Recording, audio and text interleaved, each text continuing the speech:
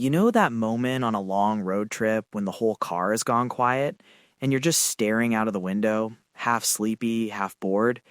That was us on the Gilgit Ghizer road, late afternoon, when suddenly, there it was, a sudden soft flash of still blue water on the right side, Khalti Lake.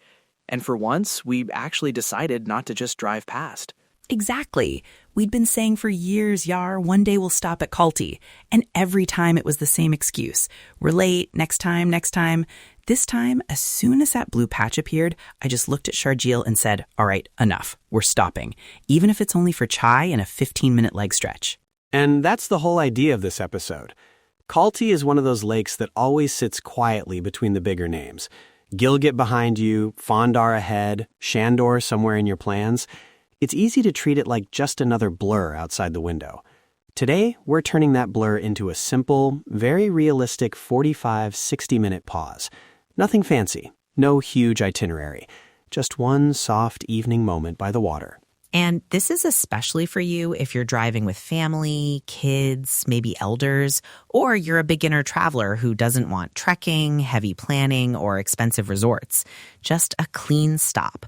Park the car, tiny lake bag in hand, stretch your legs, sip some chai, and let the valley slow your brain down a bit. So let's rewind to that moment. We're on the Gilgit Ghizer road, light starting to turn softer, that golden hour, which makes even the dust look pretty. The river has been running alongside us, noisy and narrow, and then suddenly it opens up. The water widens, calms down, and you see this gentle lake hugging a small village. That's Khalti. No drama, just peace. And you'll spot it surprisingly quickly. You're driving, chatting, and then the surface of the water changes. Instead of white ripples and rapids, you see this glassy, reflective patch, like the river took a deep breath and decided to relax for a few hundred meters. Now, the important decision, do you just say, wow, nice lake, and keep going? Or do you actually turn off? We saw a small, narrow road dropping down from the main road towards the village and the water. It's not some grand highway exit, it's a modest little descent. We quickly checked the time, looked at each other, and said, if we don't turn now, we'll regret it again. So indicator on, slow down, and we rolled gently off the main road. And as you turn, do one quick safety check. How steep is that descent? Is the surface broken or okay for your car? This isn't a 4x4 off-road situation. It's a small village road, but still, go slowly. Keep your speed low, use a lower gear, and don't block anything. You'll likely see a few houses, kids may be playing, maybe a couple of small guest houses as you get closer to the shore. Parking is where a lot of people mess up in these small lakeside villages. Our rule is simple. We always choose a parking spot that is visible, not on someone's private patch, and not so close to the water that one mistake means your car is rolling into the lake. We found a flat, open space near a basic guest house, away from any crops, boats, or nets. If in doubt, just ask a local. Pai, yahan gari rakh sakte, and they'll usually guide you. And quickly check the weather before you step out. Inside the car, it might feel warm, but the moment that evening wind comes off the water, the story changes. We did a quick glance at the sky. No dark, heavy clouds rolling in. Light still decent. Then we reached for our secret weapon, the tiny lake bag. Our lake bag is honestly so basic. One extra warm layer for each of us, a light scarf or cap because the wind sneaks up on your ears, a small bottle of water, some tissues, and a tiny snack, like nuts or biscuits, especially if you have kids who get instantly hungry the moment the car stops. That's it. No giant picnic, no 20 things to carry. So we step out of the car, close the doors, and immediately the sound changes. The road noise disappears. You get this softer hush of water, a few village sounds, maybe someone talking, maybe a goat complaining about life. And as we walked down towards the shore, the first thing I noticed was that crunch of tiny pebbles under our shoes. Yeah, it's not a sandy beach. Khalti's edge, at least where we were, is that simple pebble and stone shoreline. Not sharp, but you'll feel the unevenness. If you're wearing slippers, walk carefully.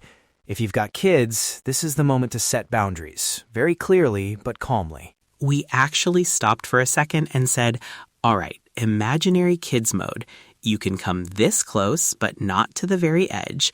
No running, no pushing each other near the water, and no throwing stones too far out where people might be fishing. Even if you're all adults, it's worth agreeing. Let's stay on this obvious public part of the shore and not go stepping on boats or near nets. And then you take that first real look at the water. In the evening, Khalti gets this almost silky look.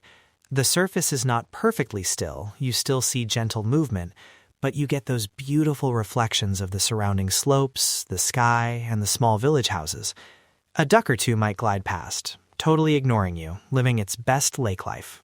So once you're there, you basically have 3 soft options, and none of them require being super fit or super adventurous. Option 1, the short shoreline walk.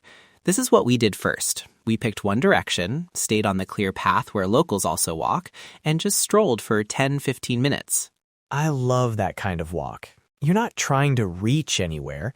You're just watching how the color of the water changes as you move, how the reflections shift, how the village looks from different angles. If you've been stuck in the car for hours, this gentle movement wakes up your legs and your brain without any drama. Option 2, honestly, my favorite, just sitting. Find a comfortable spot, maybe a rock, a low wall, or a little bank, and park yourself. We sat slightly above the shore, where the pebbles aren't sliding around, and just watched the lake. No phone, no photos for a few minutes, just that cool air on your face, and the tiny ripples playing with the reflection of the sky. And if you're lucky, you might see a little activity, maybe someone in a small boat or kids playing at a distance. Just remember, if you see nets stretched in the water or boats tying up, that's someone's livelihood, not a tourist attraction. Admire from a distance. Don't climb on, don't touch, and definitely don't walk over any gear lying near the shore. Then there's option 3, step into a modest lakeside guesthouse for chai. You won't always find fancy resorts here, and that's actually the charm. We spotted a small guest house with a simple sign, nothing dramatic, just a couple of chairs outside facing the water. Perfect. We walked in, said salam, and asked politely if they could make us chai and maybe a small snack. This is not the place to demand a full restaurant menu like you're at a city cafe. We asked what they had easily available. Usually it's tea, maybe biscuits, maybe instant noodles, maybe an omelet if they're set up for it. We ended up with good, strong chai and some simple biscuits. And honestly, with that view, it tasted like 5-star service. You sit there, hands wrapped around a warm cup, watching the evening colors deepen over the water. That first sip after a long drive, it just resets your whole mood. Now, let's talk comfort realities, because we promise to keep this honest. First, layers. Even if your weather app says it's not that cold, that lake breeze in the evening can feel a lot sharper than the number on your phone. When we sat for chai, the wind picked up, and we were really happy we had light jackets. For kids and elders, it's even more important. Put the extra layer on early, instead of waiting for them to start shivering. Food-wise, don't expect a full tourist food street. Think basic. Keep your own small snacks as backup, especially if you have specific preferences or kids who want something right now. Your stop at Khalti is more about the view and the break than about a big meal. Washrooms are another big question. At a simple guest house, you might get a basic washroom. Functional, but not luxury. Carry tissues, maybe a small sanitizer. If you absolutely need high comfort, plan your longer washroom stops in bigger towns, and keep Khalti as a light, short break. And timing. If you want this to stay a 45-60-minute pause, keep a rough mental structure.